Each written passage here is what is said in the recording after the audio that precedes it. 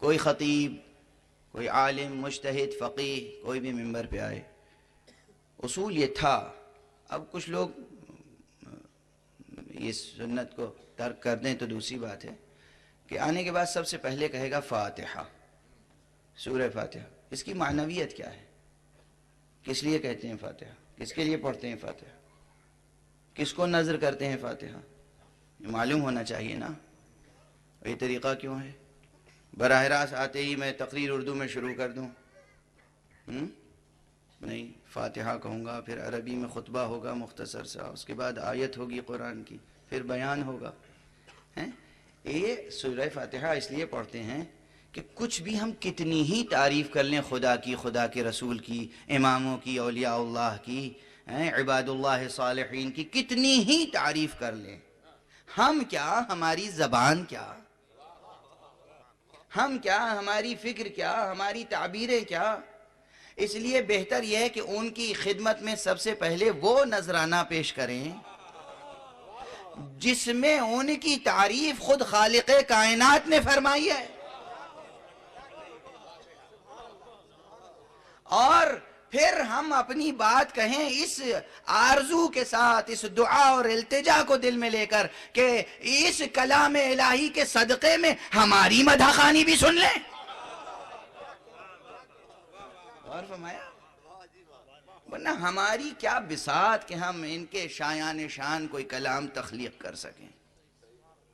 اس کے باوجود یہ جذبہ ہونا چاہیے کہ جو کچھ بھی، دیکھیے خطائے انسانی الگ ہے، لیکن اپنی بھر تک ہر ایک کو کوشش کرنی چاہیے کہ وہ بہتر سے بہتر نذرانہ پیش کرے.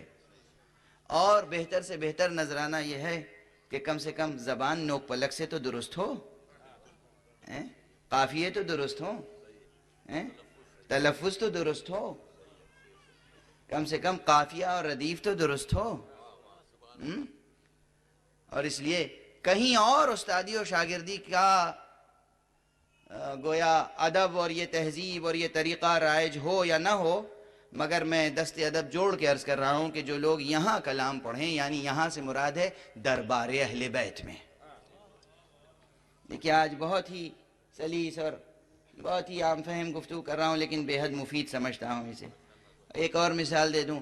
فرض کیجئے کہ کسی صاحب کو صدر مملکت کو خط لکھنا ہے، گورنر کو خط لکھنا ہے، یا کسی پروفیسر ڈین آف فیکلٹی کو کوئی درخواست پیش کرنی ہے کہ وہ ملازمت مل جائے یا ایڈمیشن مل جائے یا کوئی کام ہو جائے، تو وہ پہلے تلاش کرے گا کہ کسی ایسے آدمی کو تلاش کیجئے جو اچھی زبان میں سلیقے سے درخواست لکھ سکے، جو ان کے شایان شان ہو، مختصر لفظوں میں پوری بات، پورا مدعا بیان ہو جائے.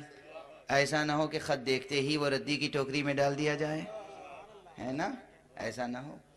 تو آپ اپنے دنیاوی مسائل میں جس کو عظیم و کبیر و جلیل اور بڑا سمجھتے ہیں، اس کے لیے تو آپ یہ اہتمام کرتے ہیں.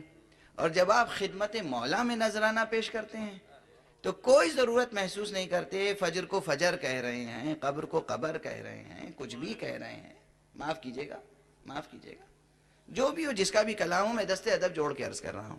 یہ ایک عام بات ہے، عام بات ہے. آج میری مجلس سے پہلے جو سلام پڑھا گیا، جذبہ تھا اس میں، مضمون تھا اس میں، بہت اچھا سلام تھا، بہت اچھا کلام تھا. خدا قبول فرمائے، میں دعا کرتا ہوں.